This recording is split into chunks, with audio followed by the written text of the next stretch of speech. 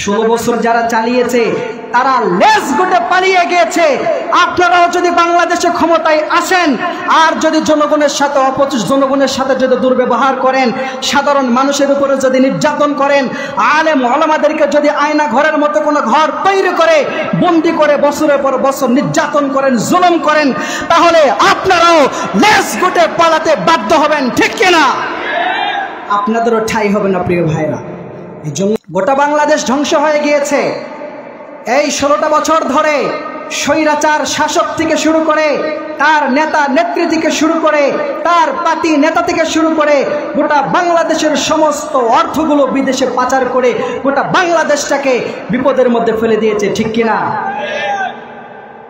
নেতা পালিয়েছে, নেতার পিএস পালিয়েছে, এমন এক সরকার পালার সাথে সাথে নেতা নেত্রী সব পালিয়েছে, ঠিক কিনা? কি অবস্থা!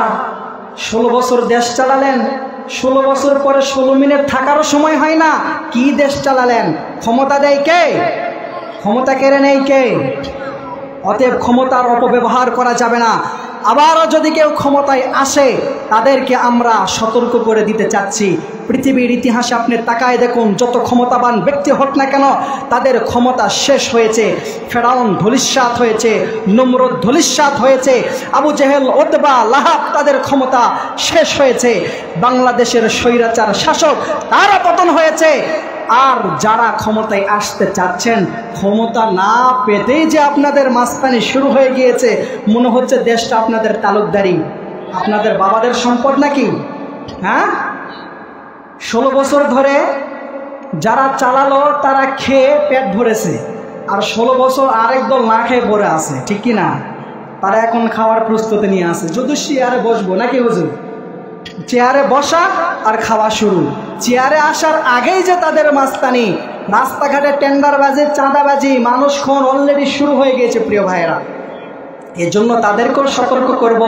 দেখবেন মারিফতের সম্রাট যারা, তারা বটগাছ তলায় অধিকাংশ সময় বসে থাকে। কেন? বটগাছ যেমন জট, তাদের চুলের মধ্যেও জট, আর তাদের দুই পাশে থাকে গাঞ্জার পট। এরা হচ্ছে মারিফতের সম্রাট। চিল্লায় বলেন ঠিক কিনা? এরা মারিফত নয়, মাইরের পথ। কিসের পথ? দুদেল বান্দা কালমা চোর, না পাই শোষণ না পাই ঘোর, দিন থাকিতে আইরে ফিরে সাইরা দে ভণ্ডামি, ভণ্ডামি ভণ্ডামি ভণ্ডামি, সাইরা দে ভণ্ডামি, ঠিক কিনা? ভণ্ড আছে না নাই? নামাজ কালাম পড়ে না, ইবলিশ শয়তানের নানা, ঠিক কিনা? নামাজ কালাম পড়ে না, ইবলিশ শয়তানের নানা, ধর্মের একখান খুঁটি পাইয়া আর কয়দিন করবা হয়রানি, ভণ্ডামি ভণ্ডামি ভণ্ডামি, সাইরা দে ভণ্ডামি, ঠিক কিনা? আমি আপনাদের সামনে পবিত্র কোরআন থেকে ছোট্ট একটি সূরা তেলাওয়াত করেছি। এই সূরাটার নাম আমরা সকলে জানি কি জানি না? একটু জোরে বলতে হবে। সূরাটার নাম কি? সূরাতুল ইখলাস। প্রিয় ভাইরা, সূরাতুল ইখলাসের একটি নাম হচ্ছে সূরাতুত তাওহীদ। সূরা ইখলাসের একটি নাম কি? সূরাতুত তাওহীদ। তাওহীদ মানে একাত্মবাদ, এক স্রষ্টায় বিশ্বাসী হওয়া। কয় স্রষ্টায় বিশ্বাসী হওয়া? একটু জোরে বলতে হবে। কয় স্রষ্টা? আমাদের রিজিক দেন কে? হায়াত দেয় কে? আমাদের সৌন্দর্যতা দান করেন কে? মনের বাসনাগুলো, নিজের চাওয়া পাওয়াগুলো চাইব কার কাছে? জোরে বলতে হবে, কার কাছে? আল্লাহর কাছে। তার মানে এক আল্লাহ ছাড়া আর অন্য কারো কাছে আমরা কোনো কিছু চাইতে পারি? এক আল্লাহ ছাড়া দ্বিতীয় কারো সামনে আমরা মাথা নত করতে প্রস্তুত নই। এই সূরার নাম হচ্ছে সূরাতুত তাওহীদ, মানে একাত্মবাদের ছোরা। এক আল্লাহ বিশ্বাসী, তাওহীদে বিশ্বাসী হওয়া। এই সূরার মধ্যে একাত্মবাদের কথা আছে। তার মানে এই সূরার একটি নাম হচ্ছে সূরাতুত তাওহীদ। আর তাওহীদের বিপরীত হচ্ছে শিরক। তাওহীদের বিপরীত কি? জোরে বলতে হবে। তাওহীদের বিপরীত কি? শিরক। লোকমানে হাকিম তার সন্তানকে উপদেশ দিতে গিয়ে বলেছেন, ওয়াসাইনাল ইনসানা বিওয়ালিদাইহি। লোকমানে হাকিম তার সন্তানকে উপদেশ দিচ্ছেন, ইয়া বুনাইয়া লা তুশরিক বিল্লাহ ইন্নাশ শিরকা লাযুলমুন আযীম। জোরে বলি আল্লাহু আকবার। লোকমানে হাকিম তার সন্তানকে উপদেশ দিচ্ছেন, ইয়া বুনাইয়া, হে সন্তান, লা তুশরিক বিল্লাহ, আল্লাহর সাথে আর কাউকে শরীক করো না। কেননা ইন্নাশ শিরকা লাযুলমুন আযীম, নিশ্চয় শিরিক বড় জুলুম। আযীম, আযীম শব্দ ব্যবহার করেছেন আল্লাহ রাব্বুল আলামিন। ইন্নাশ শিরকা লাযুলমুন আযীম, এক জুলুম সাথে আযীম, তার মানে মহা জুলুম। সবচেয়ে বড় জুলুম হচ্ছে আল্লাহর সাথে কাউকে শিরিক করা। চিল্লায় বলেন ঠিক কিনা? যদি কোনো ব্যক্তি শিরক করে, আল্লাহর সাথে শিরিক করলে রব্বুল আলামিন তাকে 3 ধরনের শাস্তি দেয়। কয় ধরনের?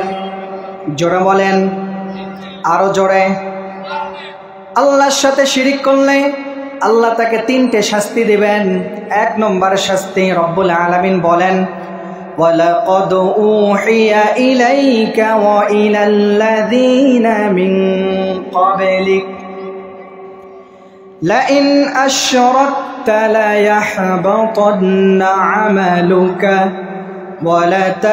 وَلَتَكُونَنَّ مِنَ الْخَاسِرِينَ। জোরে বলি আল্লাহু আকবার। রব্বুল আলামিন বলেন, হে নবী, ওয়ালাকাদ উহিয়া ইলাইকা ওয়া ইলাল্লাযীনা মিন ক্বাবলিক, হে নবী, আপনার প্রতি এবং আপনার পূর্বে যারা নবী হয়ে দুনিয়াতে এসেছিলেন তাদের কাছে আমি এই বাণী পৌঁছায় দিয়েছি, এই বার্তা পৌঁছায় দিয়েছি। লাইন আশরাকতা, যারা আল্লাহর সাথে শিরিক করবে, লা ইয়াহবাতান্না আমালুকা ওয়া লা তাকুনান্না মিনাল খাসিরিন। আল্লাহর সাথে যারা শিরিক করবে, একাত্মবাদের বাহিরে যারা চলবে, আল্লাহর সাথে যারা শিরিক করবে, রব্বুল আলামিন বলেন লা ইয়াহবাতান্না আমালুকা, তাদের জীবনের ছোট বড় সব আমলগুলো বাতিল করে দিবে কে? তার মানে শিরক করলে যতগুলি ক্ষতি আছে, এর প্রথম ক্ষতি হচ্ছে শিরিক করলে তার আমলগুলো বাতিল হয়ে যায়। কি হয়ে যায়? আল্লাহ তাআলা বলেন, ইয়া আইয়ুহাল্লাযীনা আমানু আতিউল্লাহ ওয়া আতিউর রাসূল ওয়া লা তুবতিলু আমালাকুম। রব্বুল আলামিন বলেন, হে বিশ্বাসী বান্দা বান্দীগণ, আতিউল্লাহ ওয়া আতিউর রাসূল, আল্লাহ এবং আল্লাহর রাসূলের আনুগত্য করো। আনুগত্য কার করতে হবে? আরো জোরে বলতে হবে, কার আনুগত্য করব আমরা? এক আল্লাহর আনুগত্য করতে হবে। এরপর আল্লাহ তাআলা বলেন, ওয়ালা তুবতিলু আমালাকুম, হে বিশ্বাসী বান্দা বান্দীগণ, তোমাদের আমলগুলো তোমরা বিনষ্ট করো না। তার মানে আমাদের আমলগুলো যেন নষ্ট হয়ে না যায়, আমলগুলো যেন বিনষ্ট না করি, এই ব্যাপারে আমাদেরকে সতর্ক করেছেন কে? আরো জোরে বলতে হবে, কে? তার মানে যারা শিরিক করবে আল্লাহর সাথে, শিরিক করলে 3টা ক্ষতি আছে। এর মধ্যে প্রথম ক্ষতি হচ্ছে আল্লাহর সাথে যারা শিরিক করবে তাদের জীবনের ছোট বড় সব আমলগুলো বাতিল করে দিবে কে? শিরকের 2 নম্বর ক্ষতি রব্বুল আলামিন বলেন, ইন্নাল্লাহা লা ইয়াগফিরু আন ইউশরাকা বিহি ওয়া ইয়াগফিরু মা দুনা যালিকা লিমান ইয়াশা ওয়া মান ইউশরিক বিল্লাহি ফাকাদ দাল্লা দালালান বাঈদা। জোরে বলি আল্লাহু আকবার। রব্বুল আলামিন বলেন, ইন্নাল্লাহা লা ইয়াগফিরু আন ইউশরাকা বিহি, ويغفر ما دون ذلك لمن يشاء। রব্বুল আলামিন বলেন, আমার বান্দাদের মধ্য থেকে যদি কোনো বান্দা গুনাহ করে, আর এই গুনাহটা যদি শিরকের গুনাহ না হয়, কিসের গুনাহ? আরো জোরে বলতে হবে। যদি শিরকের গুনাহ না হয়, অন্য কোনো গুনাহ যদি হয়, আল্লাহ রাব্বুল আলামিন বলেন শিরকের গুনাহ ছাড়া অন্য গুনাহ আমি মাফ করে দেই। জোরে বলি সুবহানাল্লাহ। তাহলে শিরকের গুনাহ ছাড়া অন্য গুনাহ আল্লাহ মাফ করে দেয়। কিয়ামতের ময়দানে কোনো বান্দা যদি পাহাড় পরিমাণ গুনাহ নিয়ে রবের কাছে হাজির হয়ে যায়, রব্বুল আলামিন পাহাড় পরিমাণ ক্ষমা নিয়ে তার কাছে হাজির হয়ে যাবে। কিন্তু এই গুনাহগুলো শিরকের গুনাহ হওয়া চলবে না। শিরক ছাড়া অন্য কোনো গুনাহ যদি থাকে, সেই গুনাহ আল্লাহ ক্ষমা করবেন, কিন্তু শিরকের গুনাহ আল্লাহ কখনো ক্ষমা করতে পারে না।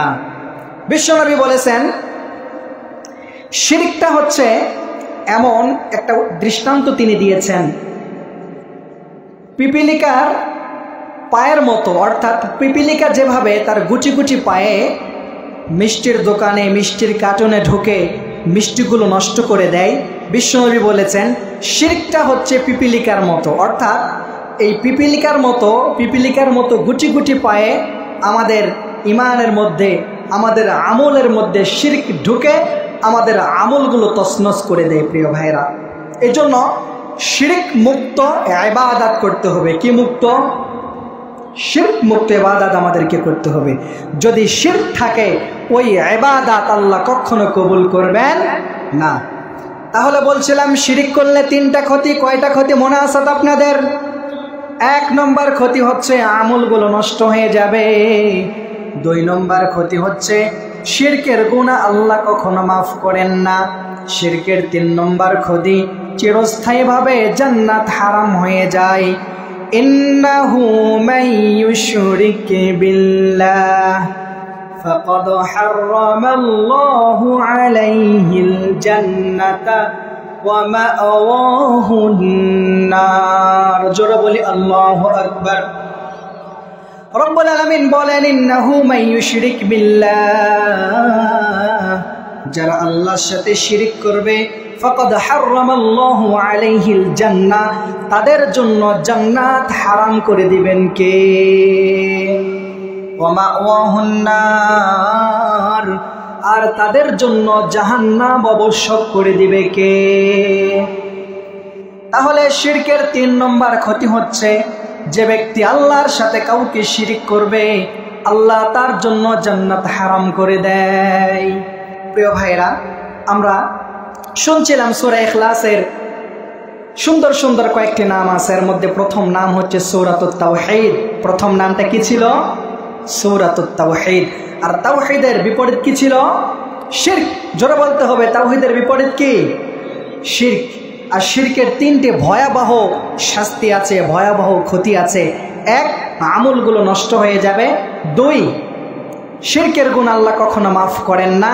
3, শিরক যে ব্যক্তি করবে তার জন্য চিরস্থায়ীভাবে জান্নাত হারাম করে দিবে কে? আল্লাহ। আর আমরা যেই ইবাদতই করি না কেন, ইবাদতের শুরুতে আল্লাহ তাআলা বলেন তোমার ইবাদতের মধ্যে শিরক আছে নাকি?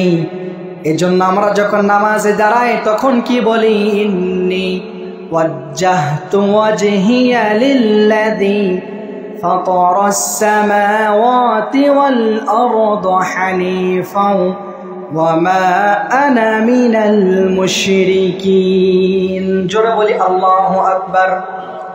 আল্লাহ বলেন, বান্দা নামাজ পড়বা, পড়ে কিন্তু তুমি শিরক করো নাকি সেটা বলো।